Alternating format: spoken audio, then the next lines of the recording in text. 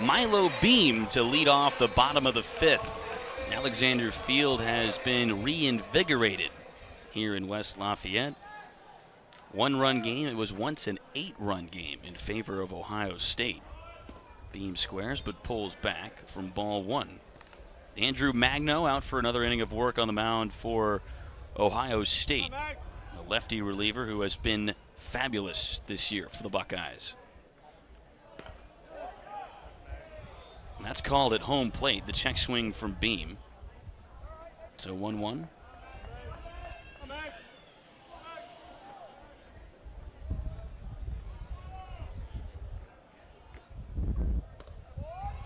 Now 2 balls and 1 strike. Ohio State brought Magno into the game with the idea that he was going to shut the door on Purdue when it was 9-7, but the first thing Magno did was give up a base hit to the freshman Connor Tomasic, which made it 9-8. Now it's a 3-1 hitter's count to Milo Beam, who has bunted once and been hit by a pitch.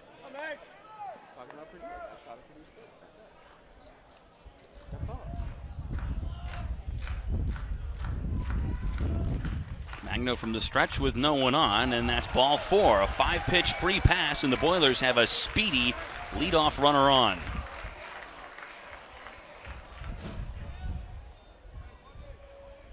Big that Beam was able to get on base. Like you talked about, a lot of speed is at his most dangerous when he can get on base. You can do a lot with nobody in front of Milo Beam.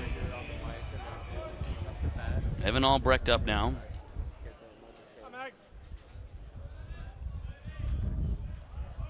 Albrecht squares, and that one gets past Dingler. Beam will take second. The tying run in scoring position for Purdue here in the bottom of the 5th. Not sure what happened there for Dingler. It looks like maybe they got their signals crossed. He was not expecting that ball to end up on his right shoulder. Dingler's been a wall for Ohio State throughout this entire series. Really hasn't had much get away from him.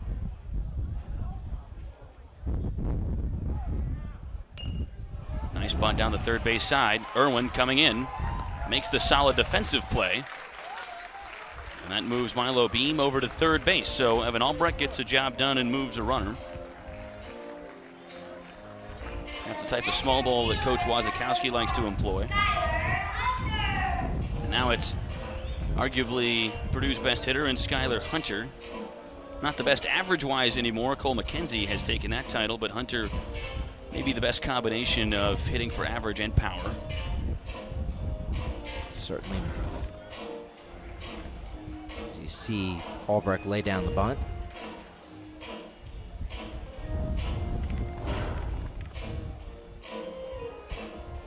Coach Beals there on the left side of your screen having a conversation with our head umpire, Scott Inman. Not sure what the question could be about unless it would have something to do with interference.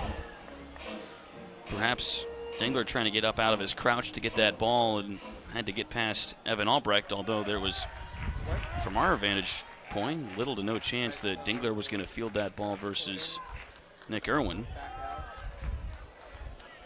Irwin, the freshman, has flashed the leather nicely over there in the left corner of the infield for Ohio State.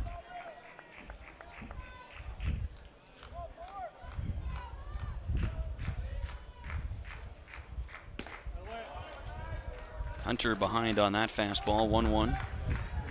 Didn't really seem like he was overly committed to swinging at that. Hunter had an infield single his last time up. It's 2-1.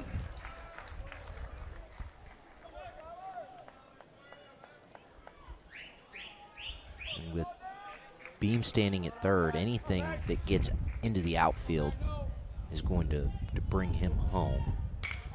Hard hit ball, but right at Matt Carpenter at second base, who makes the catch just off the dirt. Tough break for Skylar Hunter and Purdue.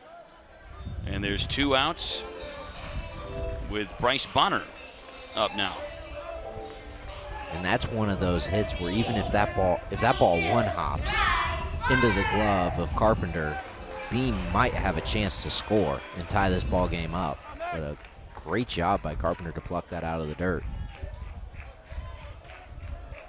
Bonner has walked twice today. Takes strike one on the outside. All Bryce Bonner wants is just a pitch that he can hit. He flew out high and deep to left field earlier in the game. That's the only ball that he has put in play so far today. But you've just been able to see, you've seen his demeanor at the plate. He really just, he wants something over the plate that he's going to have a chance to get a cut at. Last game for Purdue. He eyes a ball low there, 1-1.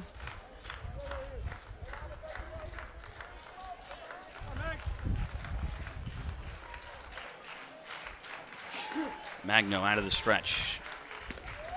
Misses high. 2 balls and 1 strike to Bryce Bonner, junior from Texas.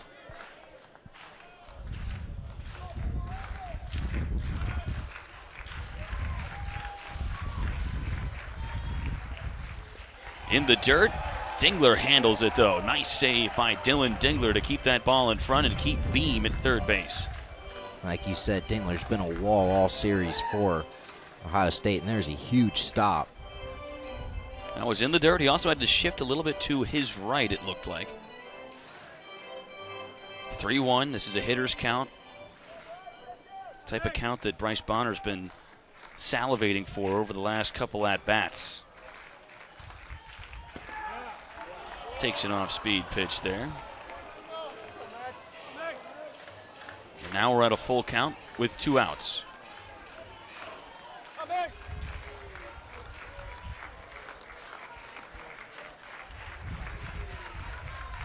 Payoff delivery from the lefty, and it's fouled straight back by Bonner.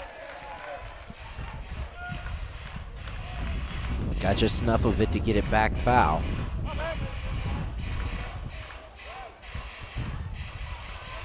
Magno's got some heat up there with the fastball. Significant change of pace to his off speed. Once again, Bonner into the gap, left center field.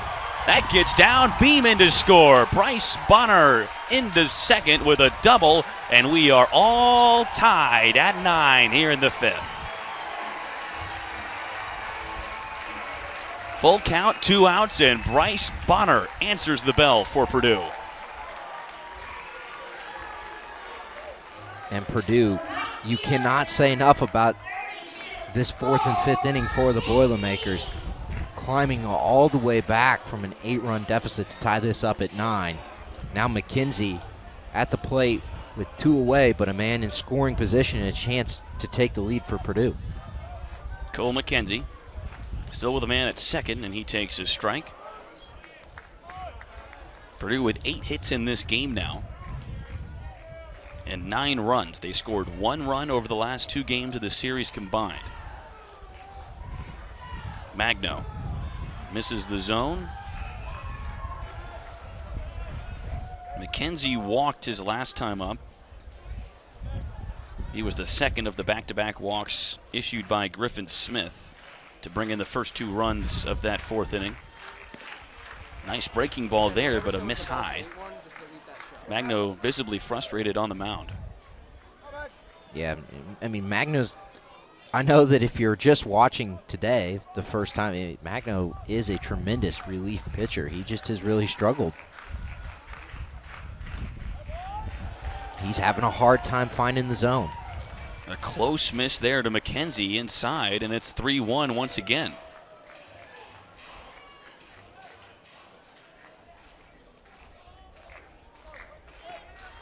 That double was Bonner's 6th of the year, by the way, and there's a walk to Cole McKenzie.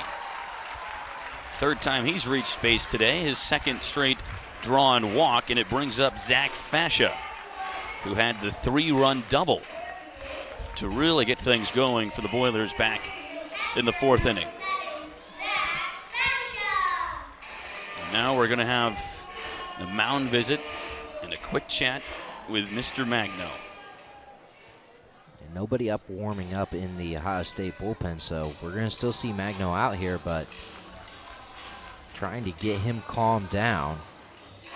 And Fascia finds himself yet again in a situation where the Boilermakers need him to be clutch at the plate.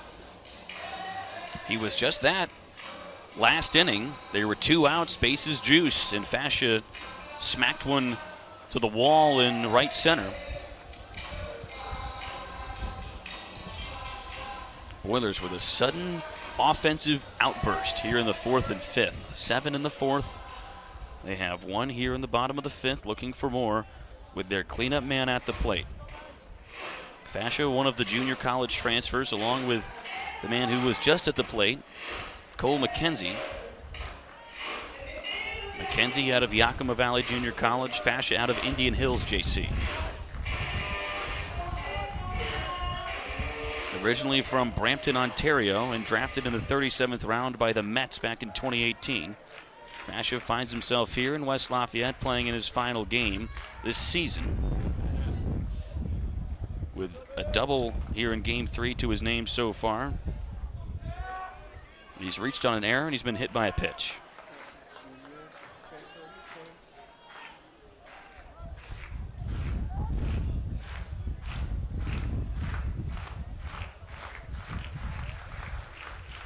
Magno fools Fascia there with a nice changeup.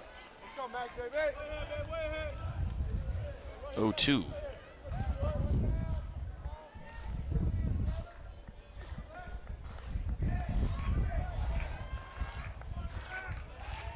Bonner on second, McKenzie on first. Third pitch of the at-bat. That breaking ball misses high. We just have not seen that breaking ball be accurate for Magno today. He's missed time and time again. Like you said, you can tell he's frustrated. The meeting on the mound seems to have maybe calmed him down a little bit. Runners going. There's Bonner. The throw to third, not in time. A double steal. Bonner to third, McKenzie to second. Dingler tossed it to the wrong side of the bag. Irwin didn't have a chance. Throw was there in time, just was not accurate. And you could see immediately Dingler turning to the dugout and tapping the chest plate, saying, "My bad." 2 balls and 2 strikes. 2 runners in scoring position with 2 outs. Fascia able to fend that one off foul and out of play.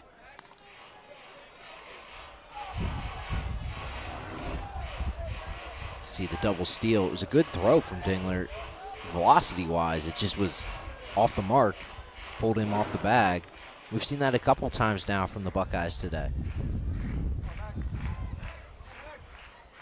2-2 once again. Fascia, ground ball right side, but Pohl is there to step on the bag and end the 5th inning. The Boilers get 1 and tie it all up at 9 apiece. As we move on to the 6th at Alexander, we've got a good one. Don't go anywhere on BTN to go.